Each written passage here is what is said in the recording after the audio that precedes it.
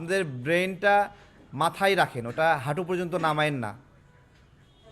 এটা খুবই লজ্জার যে একটা মাদ্রাসার ভিতরে একজন হিন্দু সম্প্রদায়ের কেউ ঢুকে বক্তব্য দিচ্ছে ভিডিও ক্যামেরায়।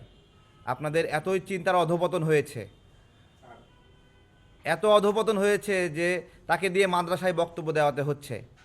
আর একজন হুজুর বলছেন যে আপনারা পিনাকি ভট্টাচার্যের ওয়াজ শুনবেন। হুজুর, আপনার জন্য আমরাও মুক্তি চাইছি, লড়াই করছি, আমরাও লড়াই করছি, এবং আপনার জন্য আমরা লড়াই করে নিপীড়িত হয়েছি। এখানে অত্যাচার সহ্য করে আপনার পক্ষে বলছি, আপনি একজন হিন্দু ব্যক্তির ওয়াজ শুনতে বলছেন। তো এই বিষয়গুলো সমসাময়িক সময়ের একটা সংকট। তবে বাংলাদেশের মানুষকে ধন্যবাদ জানাই, তারা বুঝতে পেরেছে পিনাকি ভট্টাচার্যের লেভেল বিষয়ে, যে সেই লেভেল যেই লেভেলে কেউ সাড়া দেয়নি।